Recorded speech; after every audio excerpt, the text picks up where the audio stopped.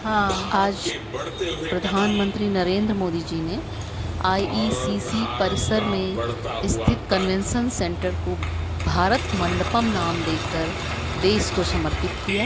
आइए देखिए इस अवसर पर प्रधानमंत्री जी ने क्या कुछ कहा। साथियों, आज पूरी दुनिया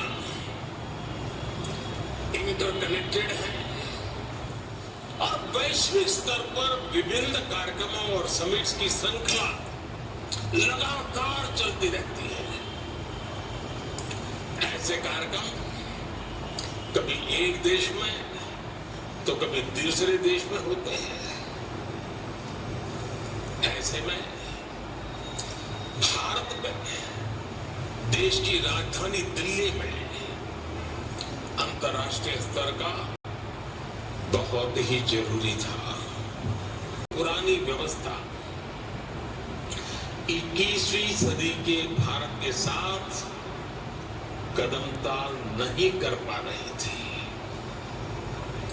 21वीं सदी के भारत में हमें 21वीं सदी की आवश्यकताओं को पूरा करने वाला निर्माण करना ही होगा। इसलिए ये भव्य निर्माण, ये भारत मंडपम आज मेरे देशवासियों के सामने है, आपके सामने है।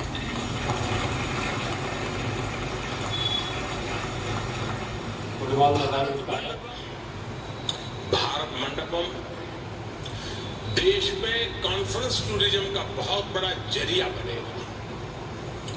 भारत मंडपम हमारे स्टार्टअप की शक्ति को शोकेस करने का माध्यम बनेगा।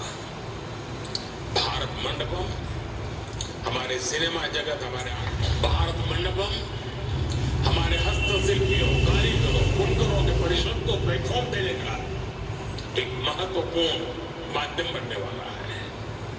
और भारत मंडपम आत्मनिर्भर भारत और वोकल फॉर लोकल अभियान का प्रतिबिंब बनेगा। यानी इकोनॉमी से हर आयोजन के लिए ये विशाल परिश्रम और ये विशाल परिसर, ये भारत मंडपम बहुत बड़ा मंच बनेगा। साथियों, भारत मंडपम जैसी इस व्यवस्था का निर्माण कई दशक पहले हो जाना चाहिए था।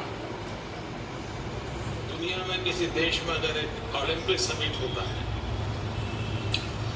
पूरी दुनिया में उस देश का प्रोफाइल एकदम से बदल जाता है। आज ये विश्व में इन चीजों का महत्व बहुत बड़ा हो गया है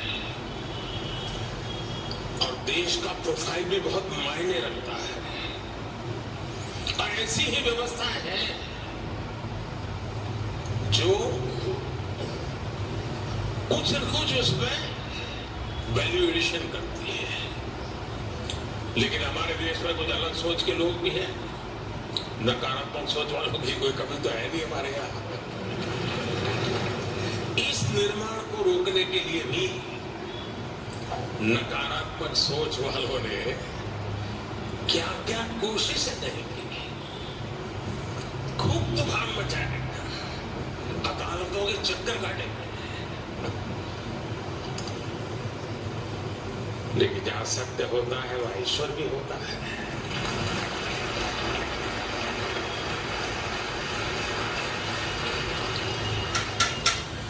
लेकिन अब ये सुंदर परिसर आपकी आंखों के सामने मौजूद है। हर अच्छे काम को रोकने की, टोकने की।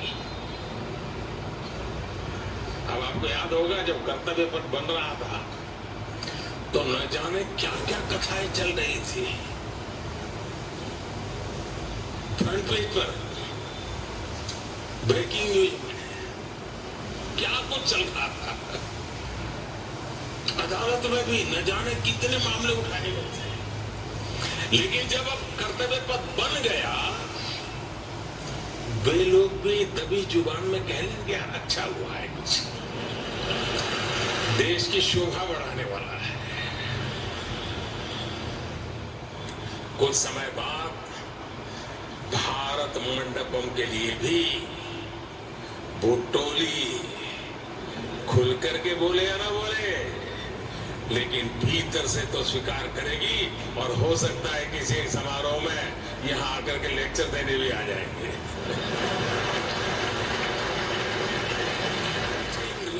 सिस्टम चेंज उसकी व्यवस्था की है। 2014 में दिल्ली एयरपोर्ट की कैपेसिटी भी सालाना करीब 5 करोड़ यात्रियों को हैंडल करने की थी। आज ये भी बढ़कर सालाना 7.5 करोड़ पैसेंजर हो चुकी है। टर्मिनल 2 और 10,000 फीट से अधिक की ऊंचाई पर दुनिया की सबसे लंबी टनल आज भारत में है। दुनिया की सबसे ऊंची मोटरेबल रोड आज भारत में है। दुनिया का सबसे बड़ा क्रिकेट स्टेडियम आज भारत में है। दुनिया की सबसे ऊंची प्रतिमा आज भारत में है। एशिया का दूसरा सबसे बड़ा रेल रोड भी भारत में है। आज भारत दुनिया के उन देशों में है जहां ग्रीन हाइड्रोजन पर इतना बड़ा काम हो रहा है। साथियों, आज हमारी सरकार के स्तंभ और पिछले टर्म के कार्यों का परिणाम पूरा देश देख रहा है। आज देश का विश्वास पक्का हो गया है कि अब भारत की विकास यात्रा रुकने वाली नहीं है।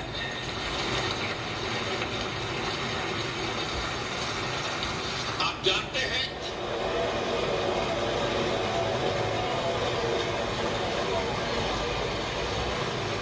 तीसरे टर्म में दुनिया की पहली 3 इकोनॉमीज में एक नाम भारत का होगा।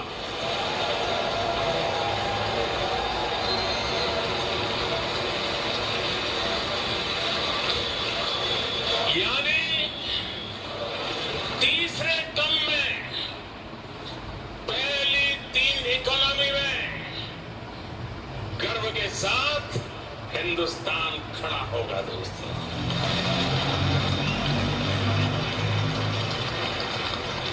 थर्ड टर्म टॉप 3 इकोनॉमी पर पहुंच के रहेगा भारत, और ये मोदी की गारंटी है।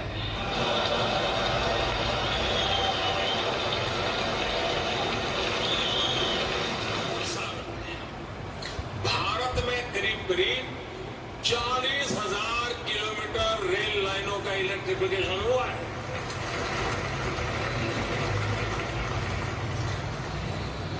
दो 2014 से पहले हमारे देश में हर महीने सिर्फ 600 मीटर, किलोमीटर मत समझना, सिर्फ 600 मीटर नई मेट्रो लाइन बिछाई जा रही थी। आज भारत में हर महीने 6 किलोमीटर नई मेट्रो लाइन का काम पूरा हो रहा है।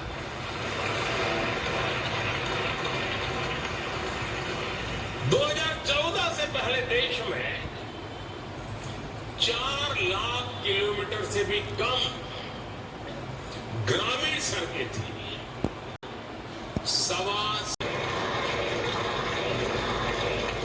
आपका बहुत बहुत धन्यवाद माननीय प्रधानमंत्री जी। आपके उत्प्रेरक उद्बोधन के लिए आपका हृदय से आभार। देश को पुनः परम वैभव की ओर ले जाने को समर्पित विकास सुशासन के नए युग की नींव रखकर विकास के नए अध्याय का प्रारंभ करने वाले, विश्व मंच पर भारत की साख को बढ़ाने वाले हमारे देश के सर्वप्रिय माननीय प्रधानमंत्री जी का हार्दिक आभार।